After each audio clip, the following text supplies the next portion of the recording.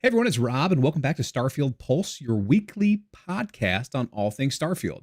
We record live every Monday on Twitch at 8 p.m. Central. That's US, in case anyone was wondering about my accent. You can then watch or listen to us on Tuesday on either Spotify, Apple Podcasts, or you can watch this on YouTube. This week, we're going to take a look at some of the headlines that have been in the news lately. Fortunately, we have some legitimate stories to cover. But we also have some laughable ones to talk about too, similar to last week. In fact, I think this is going to be a recurring segment from here until release. The terrible headlines that basically it feels like AI's writing just to get click farms on Starfield. After that, we're going to go into a lore you should know segment on a NASA astronaut that we actually discovered whose name was being used during last week's episode, which it's crazy. I was so hyper focused on the names of the places that we were seeing being revealed in Starfield that I didn't notice this security guard's name was Slayton Security. And we'll get a little bit more into it later, but that is a famous astronaut. Or I guess maybe not so famous, but he's pretty famous. Afterwards, I'll take questions and shoot the breeze with a live audience. Let's get to it. So really the only big news thing this week to come out from Starfield themselves wasn't really news. It was more they shared an image that across their social media. And essentially somebody created a mashup of Doom with Starfield. And so it's a Starfield astronaut in what appears to be a little bit of a modified, kind of fluffier, looks less armory, more fluffy, like an astronaut would wear. And that you can find that on Starfield and Bethesda's social media. But that's really it for this week. They haven't said or done a whole lot of anything. Some of the headlines, and these are kind of legitimate headlines we've seen throughout the week, is Starfield can learn some important lessons from one of Bethesda's worst reviewed RPGs. And they are referring to Fallout 76. It's a little think piece on VG 24/7 that has to deal with RPGs. It feels a little less clickbaity because they do make some good points. They really talk about how Fallout 76 was obviously not very well received and some of the things that they hope Bethesda has done in order to not have those. Though at the same time, Starfield is serving a completely different audience than Fallout 76 was. So I don't know everything there as an apples to apples comparison. So here's one that came across and from what is typically a terrible site. But there's been some issues for people who have pre-ordered the game through Walmart. And Starfield pre-orders are being canceled, leaving fans concerned. Legitimately and rightfully so. I've seen some people in different Discords that have run into this problem. If you ordered the game through Walmart, and if you haven't heard any notifications one way or the other, I would go ahead to your account and check the status of your game because it does turn out there has been some logistics issues with Walmart. I've heard some things about they've had issues with contracting for truckers, that they are in the process of switching some of the commercial trucking companies that they do business with. And this, in fact, may have some impediment upon their shipping deals. So I would suspect that they can probably get that straightened out because it seems like they would definitely still have enough time, especially if they're just trying to deal with the logistic issues here in the States and not, international, getting from where they're being manufactured. But anyways, better safe than sorry. If you've ordered through Walmart, I'd go ahead and check the status and make sure that you're not showing up as being canceled. Starfield fans fear a very expensive sandwich threatens economic chaos. And I think they'll get this fixed, but there have been a couple examples throughout the videos that we've seen on Starfield where they will show the prices of stuff. And if you haven't noticed yet, food can be extremely expensive, which may explain why the one lady was stealing all of them and putting them in her hold. But regardless, if these apparently these sandwiches are so inflated in cost that they get really close to what the price of an actual ship is. So it's like, do we have other things to worry about that could break the economy right off the bat if we have sandwiches that are, a tenth or 1/100th the cost of a ship? Because you would suspect that a spaceship would cost substantially more than a sandwich would. There's also been a number of headlines across sites that are citing issues with system requirements, but there was one in particular that I took umbrage with, and I actually put a little quote from them down here at the bottom. So we're getting a lot of things like Starfield, PC players, most of them are going to be left out in the cold. People are going to have a hard time running Starfield. So I went over to Steam to actually take a look at what the minimum system requirements were to run Starfield, right? And so the minimum is OS Windows 10, an AMD Ryzen 5 2600X processor, or an Intel Core i7 6800K, 16 gigs of memory, an AMD Radeon RX 5700 or an NVIDIA GeForce 1070 Ti, DirectX version 12, 125 gigabytes of available storage, and that will be required to be on an SSD. Now, that 1070 Ti is 4 generations ago, so we're looking 5 to 6 years old. For the minimum, the graphics for the RX 5700, I'm not sure when that came out.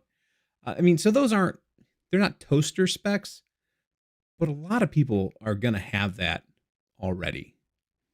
Now, the recommended specs was Windows 10 or 11 with updates, Ryzen 5 3600X or an Intel i5 10600K, right? So we've got a little bit newer there. We've jumped from a 6800K to a 10600K, so there's a 4-generation jump right there.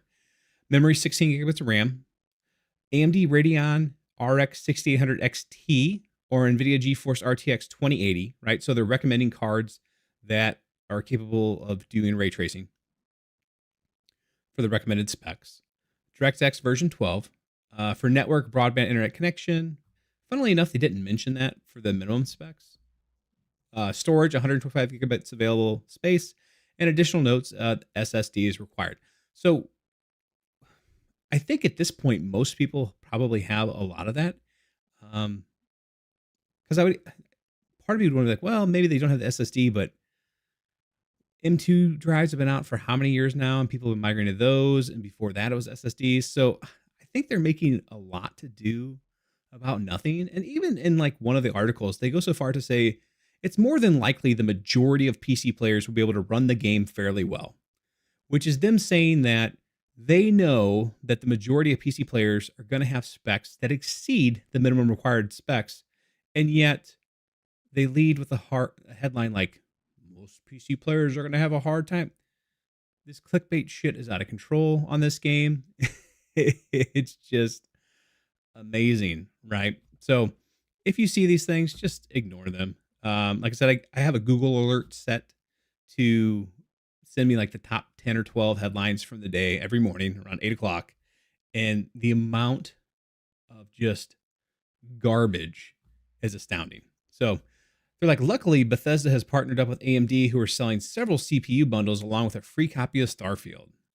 Starfield will launch on September 6th. Thank you. Anyways, so they lead with many people won't be able to play it. And then they end with, the majority will. So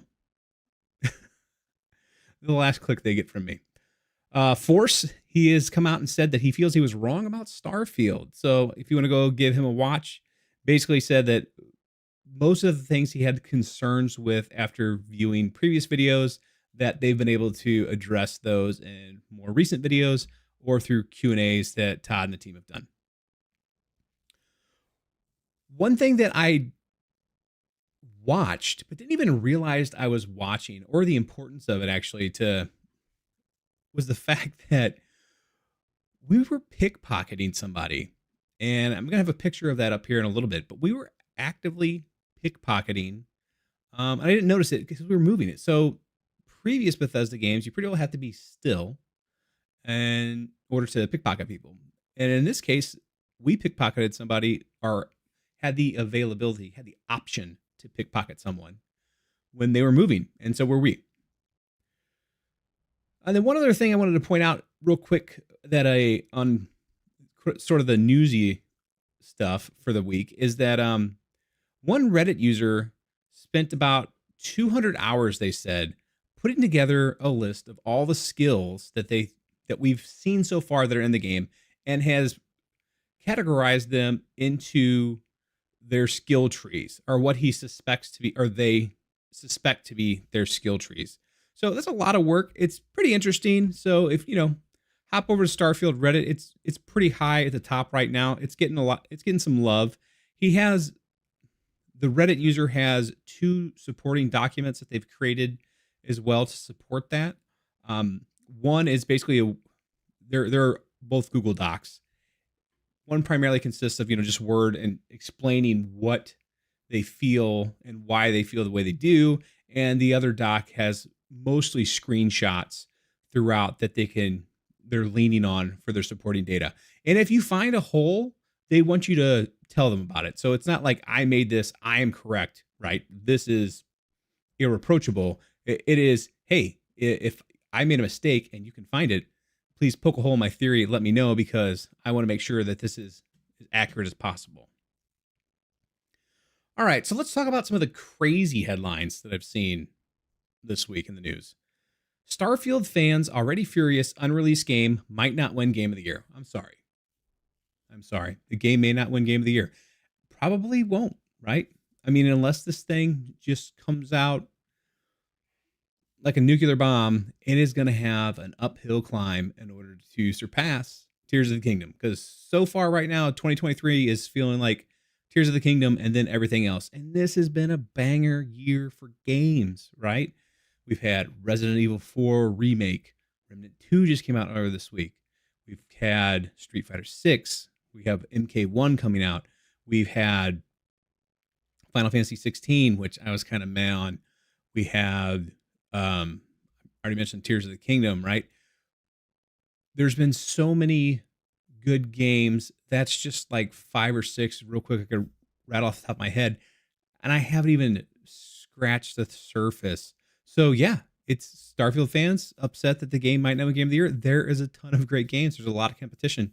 This could be a definitive RPG, but there was already like a generational adventure open world exploration game that came out with building mechanics. So yeah, it's in for a fight. Starfield Outpost explained. Starfield Procedural Generation explained. So there's 2 websites, and I'm pretty sure that it's really operated by one, because they really both, which I'm surprised this doesn't mess with their SEO, but it doesn't seem to. They're just like carbon copies of each other. And I don't want to get into their names because I'm not trying to give them more exposure with my massive podcast. But basically it's a terrible practice that I hate, that I've seen more and more of. And it's that they're writing these stubs, right? And they don't know anything. They don't know anything more than any of us do. So they're writing these stubs, and it'll say, hey, this is what we know about Outpost so far, which is very minimum, which a lot of us already know from watching the videos. And then they'll be like, will be updated as we uncover more information. So I guess for like the casual fan, that might not be that big of a deal. And they go through and they update these every few days. So they'll have like a new date at the top. It just feels very deceptive to me. It's like, you don't know anything, so you're just writing an article for clicks. You're not providing any, valuable information to the community. It's low effort content. It's just infuriating. So if you see those headlines, Starfield Outpost explained, Starfield Procedural Generation explained, Starfield XYZ explained, and we don't get closer to release and don't have another data dump, don't click those things, because they don't know shit. Right? They're just stubs. Maybe at some point soon they'll know something, but that is not right now. I do know that the game's out there in the wild. People that are working on the game have access to it, and beyond just the developers at this point, right? So there's other business segments that have access to the game. There are people that are actively working with influencers and content creators. I'm not one of them, but there are people out there that will have access to the game soon. And I don't know at what point they can start sharing details, but it could be sooner rather than later that we do start to find out these things, but it hasn't happened yet. So just watch out for all these stubs out there that don't have anything, and they're just trying to get you to click and waste your time. All right. That being said, let's go ahead and bring up the picture that I so callously left up to begin with, right? So here we are. We're on Voli Alpha. Okay. And you can see that there is a little bit of the UI here that says hidden, right? Alluding to the fact that we are hidden. And we have the interface here that says pickpocket by hitting A. And then we have Slayton security, right? And so I was so focused on the fact that we were on Voli Alpha that I'm like, oh, let's find out what Voli means. I never really even paid attention to the fact that this guy was a Slayton security. Well, for those of you that know more than I do, you may have picked up on this already right off the bat. But if not, Slayton refers to Donald Kent Deke Slayton.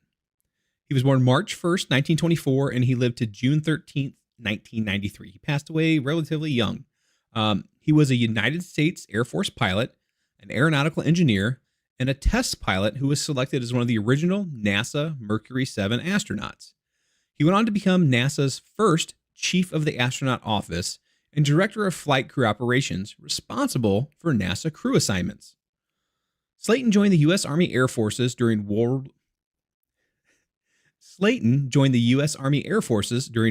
War II.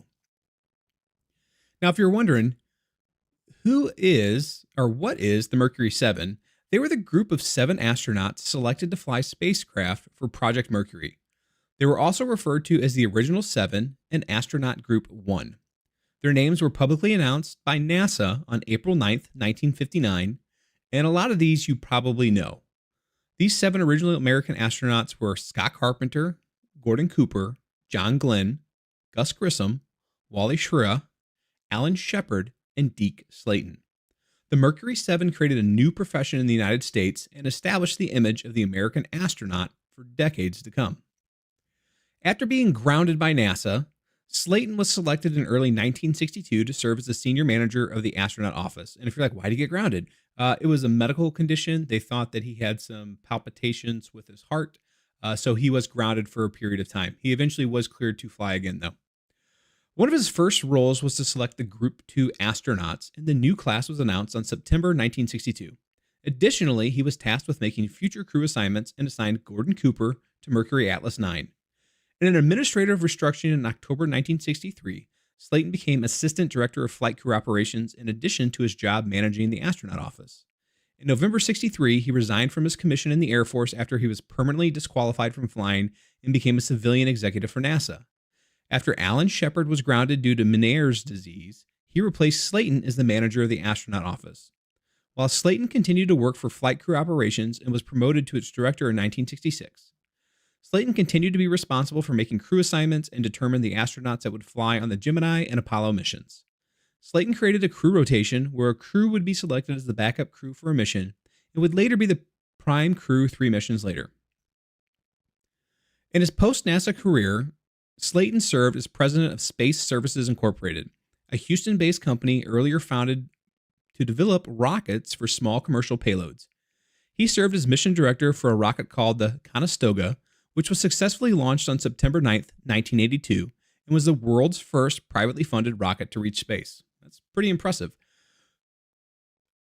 There is an air show dedicated to him in the La Crosse Regional Airport in La Crosse, Wisconsin, every year in June, and the next one is June 15th and 16th, 2024, and it will have the U.S. Navy Blue Angels at it. So he was originally from, I don't know if I mentioned this, he was born in Wisconsin, which is why an airport in Wisconsin is paying tribute to him.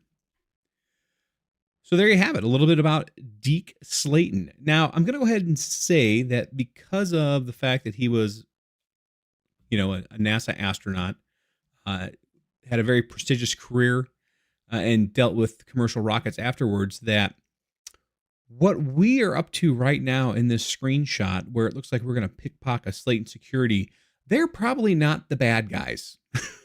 I'm going to go ahead and say that we're the ones potentially up to no good.